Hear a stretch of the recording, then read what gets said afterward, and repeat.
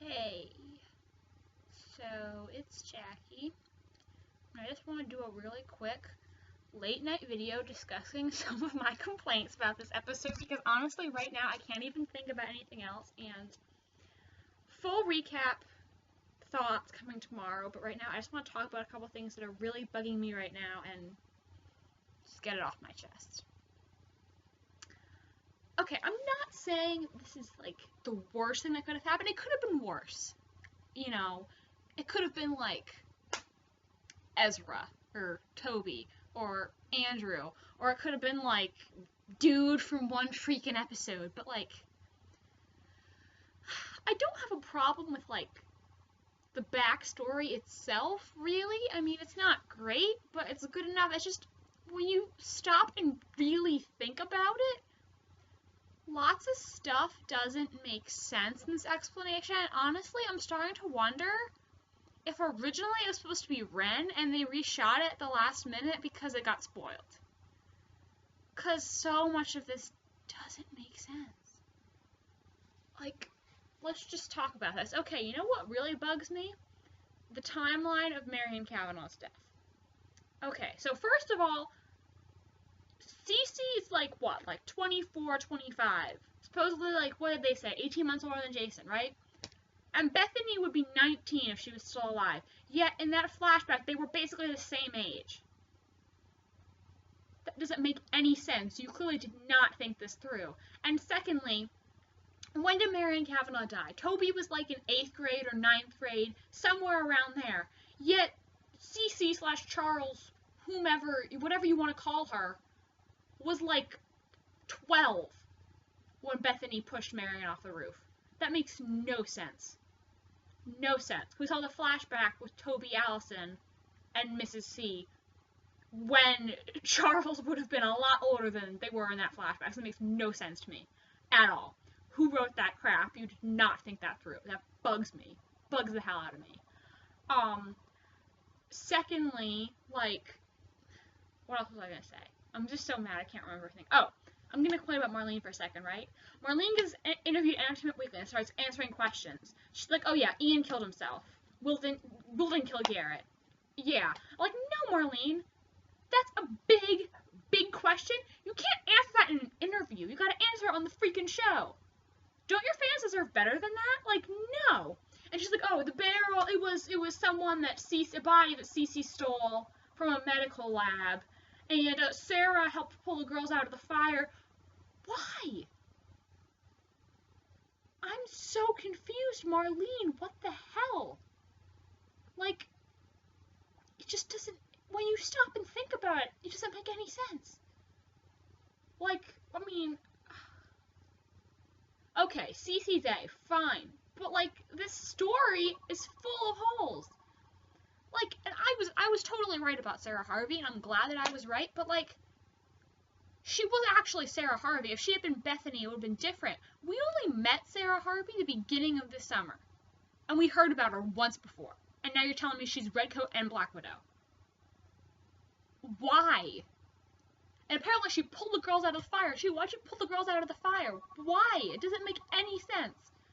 Explain that to me, please. And Marlene's going around acting like who killed Mrs. D is the only question we have left. You didn't even answer, like, so more than half the questions in the episode. It's so infuriating. Like, seriously, Marlene. Seriously. I'm really starting to think they just reshot this at the last freaking minute. I mean, Vanessa Ray's acting was pretty good. I'll give her that. But, like, when you actually start to think about this, like, it doesn't make sense. It really doesn't. And I'm really annoyed. And honestly, part of me doesn't want to watch PL anymore, but I will, but for one reason and one reason only, and that is the two dorks on my shirt. They are the only reason that I will continue to watch PLL. I'm not even joking. So you better not break Spoby up, because if you do, I will have lost my reason to watch your stupid show, because they're all I care about now. All I care about is Spoby. If I didn't ship Spoby so much, I probably would just call it quits, because right now I'm really annoyed. I'm not saying this is the worst case scenario. It could have been worse, but I'm not happy with it. Like, it doesn't make sense. And I mean, she dated her brother. It's disgusting. Like, poor Jason. I feel bad for Jason. Jason's gonna need so much therapy after this. Like, okay, you didn't have thoughts like that about him, but he didn't know. He didn't know that you were his brother who became his sister. He doesn't know that. He was thinking about you in a romantic and probably a sexual way. That's disgusting. Poor Jason. Poor Jason's gonna need so much therapy. Poor baby Jason. I just want to give him a big hug because that boy has been messed up for life now, thanks to Cece. And yeah, I just really wanted to say that. Hold on, let me get my notes. I wrote some other stuff down. Hold on.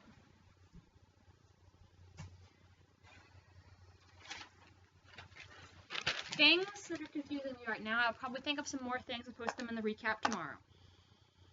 Alright, so what happened to Jason and Mr. D after Cece, Charlotte, Charles, A, whatever you want to call her, did that to them? Like, are they okay? If I was Jason, I would not be okay.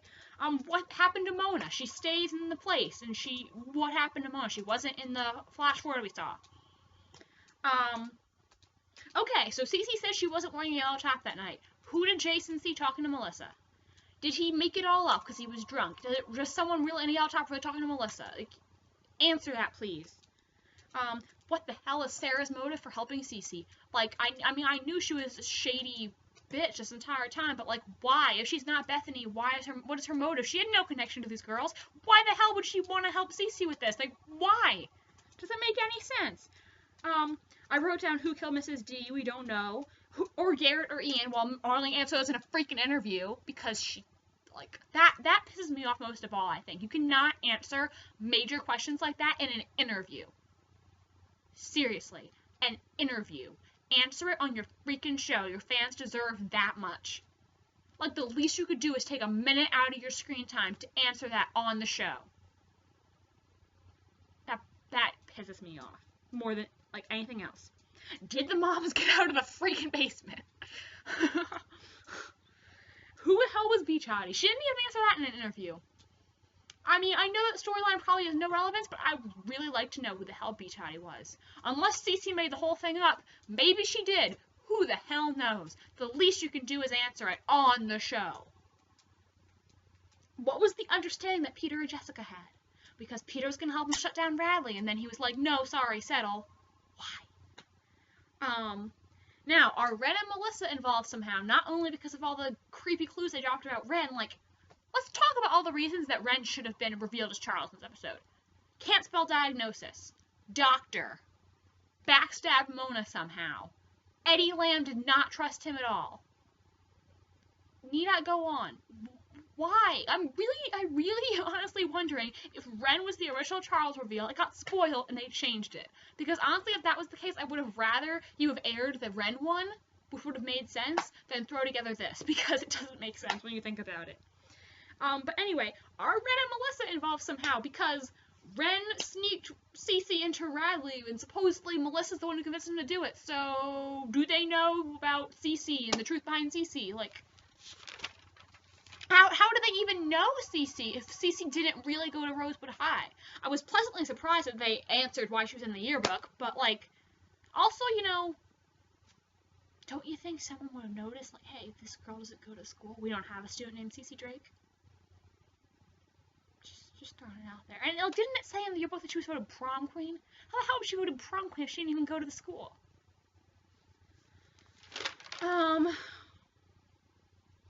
Ooh, here's another thought.